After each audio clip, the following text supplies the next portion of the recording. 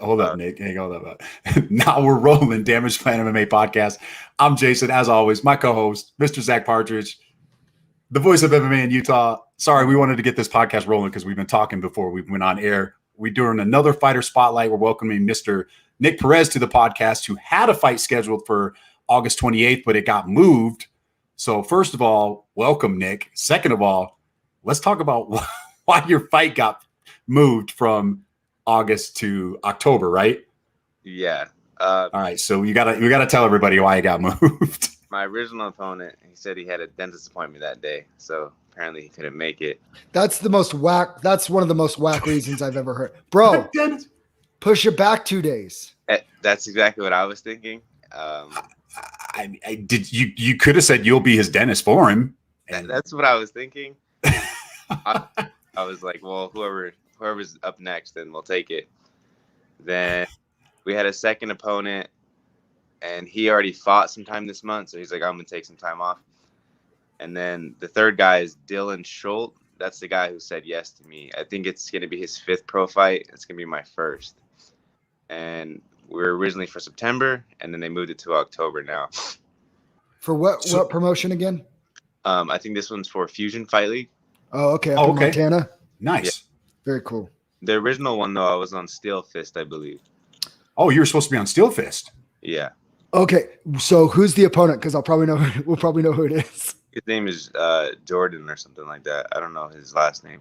What weight class? 145. I don't remember Jordan. We'll find out though. Oh, we're gonna find out. We're gonna find out. We got to know who this is. We need to get to the bottom of this story. Yeah, it was a long back and forth. I didn't speak to him personally. I just what my manager tells me, Roman, and then we sort of have in between. Jordan Schultz. I don't think you are. So are you? Was this your pro debut? Was this supposed to be your pro? Yes. Okay. And then how many amateur fights have you had? I can't find you on Tapology, or I'm looking at the wrong guy. 10 fights. Oh, 10 fights. Oh, okay. So it's time to go. It's time to go pro. I had a long layoff in between. My last fight was 2018, and then I took about this whole time off. I went to the police academy, and then after that, I just continued training again. Oh, nice. So are you a cop in Vegas? Yeah, right now I am. You're in Vegas? Yes, I am. Las Vegas. All right. Hell yeah. Man, how's being a cop in Vegas? Do you just deal with idiots constantly? I work on the strip, so there's yes that get really drunk and they make poor decisions. So definitely deal with a lot of reckless people. So last time I was down in Vegas on the strip, we were walking down and a guy was arguing with a cop. I'm pretty sure it wasn't you, but he was arguing with the cop, and then his buddy goes and takes a swing at the cop, and misses. He's so drunk he misses, and the cop pulls out his nightstick and just beats the brakes off of both of them. Yeah, it's and this lady's screaming like police brutality and just screaming all this stuff, and it's like, dude, took a swing at him, 2-on-1. Like it was, I don't know, it was. I thought it was justified and it was hilarious. It's a lot of challenge. It's very challenging working on the strip because you have mass amount of people. Yeah. Instantly you're outnumbered. So it's definitely you definitely got to be watching your 6 when you're out there, right? Yeah. But so I came back. I've been training. I've been doing nothing but training at Extreme Couture for the past year and a half straight. Just getting together. And then my head coach, Dennis, and Roman, they were like, hey, it's time you make that pro debut. So I'm excited. Absolutely. Heck yeah, man. I'm just pulling up some stuff here. So sorry, I've been trying to find Jordan Schultz on Facebook. We're trying to find this guy to find out who he is. We're both just looking on there. Yeah, so you've had quite the extensive career going here. So what do you feel super prepared? Because kind of everybody kind of holds Tough Enough as it's kind of the premier place for amateur fighters coming up and coming through. Do you feel like fighting for Tough Enough on that stage that's made you feel even more prepared to make your pro debut? Definitely, just because the opponents that I've had great wrestlers, great strikers. I've had a lot of people that push me, and even my last fight, I fought Elijah Leggett, and that guy was good everywhere. And I feel like that gave me the experience in there to know when it's getting tough. And then also everybody at the gym at Extreme Couture is very talented. So having those guys as training partners has pushed me even more. Yeah, So you fought somebody too at Tough Enough that we're both very familiar with, and Justin Horsley. So it looks like it was a majority draw. Yeah, Justin Horsley is actually a very good friend now of mine. Oh, nice. Good. Heck yeah. I like him. He's a good dude. I've actually sponsored him his last couple of fights. He's probably the toughest kid I've fought in so far. He's tough. Just because I remember hitting him in the second round and him like dropping and then getting back up like it was nothing, and I was like, well, here we are. We're gonna fight. Yeah, dude, you're in a fight. He's one of those guys that you have to shut his lights off. You have to, because he will keep coming. And he hits hard too. He hit me in the first round, and that's why we got a draw. We dropped each other. First round he dropped me, and same thing. He hit me, and I was like, where did that even come from? Jeez. I was just looking at the last guy you fought, that Elijah Leggett guy. He's 8-2 now since he's fought you. He's 4-1 since he fought you. Yes, he's good. Yeah, he's tough. Yeah, he looks like. I mean, he beat Justin. He knocked Justin out in the first round. Yeah. Wow. Yeah, he's tough. Yeah, you're definitely fighting some tough competition. Yeah, he's I think everybody like him, Elijah. He's a good friend now too. He trains out of Icon, but I keep in contact with some of the people that I fought. We still train every now and then. So Nick, obviously your fight got moved, things got scattered around. What do you know about your opponent in October? Do you know anything about him? I don't know anything really. I just have what my coaches like. They watch the film. They tell me what to watch out for, what to work on.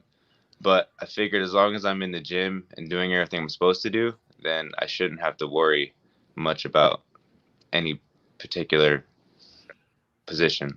Yeah. That's all you really can do, right? Yeah. But okay.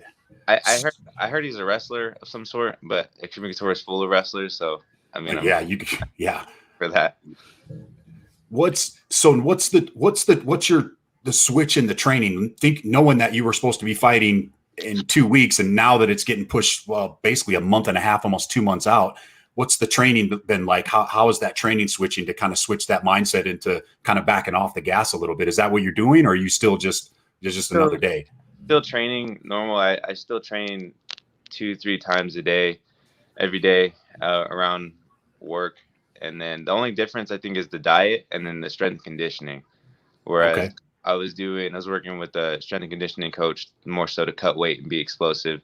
And now I have time so I could put on that muscle mass. I could do other things. Okay. Who does somebody at the gym set that stuff? Does Roman line all that stuff up for you? Roman lines it up, and then there's a guy named Gil. He's the president there, and he has a program it's an app through your phone. And I use that. I got with him. We put a schedule together, and then I just follow the program. Oh, nice. Very cool. What do you? So if you're fighting a wrestler or something like that, are you the type of guy that just wants to? Or are you the type of guy that's going to say, no, I'm going to keep it on my feet? You think you have an advantage there? Or are you the type of the guy that's like, well, if he thinks he's a good wrestler, like, let's go to the ground and see how good his wrestling really is? I feel like that's what my downfall, like in my amateur career was, where they told me he was really good at something. And I'm like, well, I'm going to be better at it. For the record, I just tried that. Didn't go my way. About 2 weeks ago, fought a wrestler and decided to wrestle with him instead of and ignore my coaches and keep it on the feet. So yeah. Yeah. So I understand, bro. Now I'm like, why take the harder path of resistance when I don't have to? Yeah. That's just basic. So I want to keep it on the feet, but if he takes me down, then I'm comfortable there too. Just like I said, I'm confident I can get up. I'm confident I could choke anybody. So yeah. How has being an MMA fighter helped you with your police work in Vegas? Oh, it's probably the best training you could possibly have, in my opinion, just because the de-escalation is there. Where I want to get into a conflict because I know what it's like. So obviously talking is the number one thing where I'm like, hey, let's just try to work this out. And then or I'm going to beat your, Do you ever run into people and they recognize you, that maybe they're drunk and then they recognize who you are? Do you ever run into that down there? It's happened sometimes, like some people that are in the MMA community that are drunk. Yeah. Oh, wow, I didn't know you're a police officer. And I was like, yeah, I've been one for about 3 years now. But when the conflict does happen, I feel like it's great because I can use the least minimal amount of force and know what I'm not hurt anybody, Yeah. still do my job. Whereas you get people that don't know what they're doing and they look out of control, and because it looks out of control, it looks so bad. Yep. Right. Yep. How many people have you put in a rear naked choke and put them to sleep? It has never gotten to that point. And then also too, they did make that position illegal now all over. Oh yeah. Police officers. So you can't just like, slip when I was doing security, I did security for like 5 years at a local bar up here 10 years ago or so. And twice I came up behind somebody that was fighting or that wouldn't listen and they're just being stupid. And I'd just lock in a choke, and because they were so drunk, they would literally just, and I would panic because I didn't understand all this stuff. I'm just like, I didn't even like squeeze, and this guy's like out cold. I'm like, oh shit, I'm thinking I'm going to get sued, or yeah, that's crazy. Yeah. It's definitely something that training has helped me a lot, like no matter what. Especially there's a bunch of police officers that train too. Oh, that's nice. That's good. Good. There's a ton, at least for the department I'm in, and it's great because I know when I go out on shift that the people next to me know what they're doing too. So I'm not really worried that they're gonna get hurt either. When you're, because being a police officer, it's a full-time job and it's a thing. Are they pretty good about working around your training schedule for your shifts and stuff, or does sometimes that get tricky? Sometimes it gets in the way, but I mean, it's what I signed up for. Sometimes they'd be like, hey, you're working from 10 p.m. to 6 a.m. and then something happens. Something happens at 6 a.m. where someone gets shot, stabbed, or critical incident, and now I'm working to 10 a.m. And then my next training schedule is at 1 or 2, so I get 4 hours of sleep. And I wake up, I go do my thing, I come back, try to get some sleep in before the day starts again. Oh, it's rough. So who are you working with down there? Roman said there's some ex-UFC guys that are working with you. You have Ulysses Gomez. Okay. So he was my mentor for a long time. He's on the same department as me, and that guy is one of the greatest officers I know. Heck yeah. Same thing where he is very good at de-escalating, but when it does get to that point, he's so good at controlling people. It's really good to see. And then a couple other fighters on the department, like I believe John Alessio was in the UFC, and he's in the department too. So same thing. Like those guys are people that a lot of officers look up to them for training. That's good. We need more of that. We need more officers out there doing that stuff. In Nevada, do you know if they do, like in Utah, they have the adopt a cop thing at some of these jiu-jitsu gyms where they'll basically take a cop and give him free training. Do they do the same thing down there with the law enforcement guys?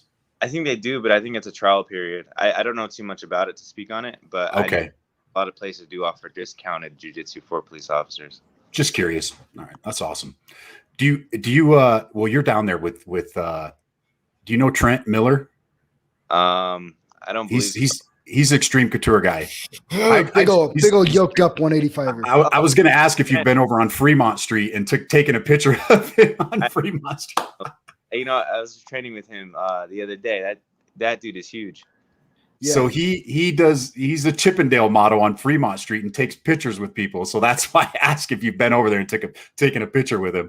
I just asked him what he did for work too while we're doing jiu-jitsu, and he told me, he was like, I'm a Chippendale model. And I was like, we've had him on the podcast before, and we didn't talk about it the first time. And yesterday he told us, and me and Zack are both like, bro, seriously, like, it's hilarious. Hey, I mean, he looks good. He takes care of himself. The dude's jacked. Hey, wrong. Do your thing, bro.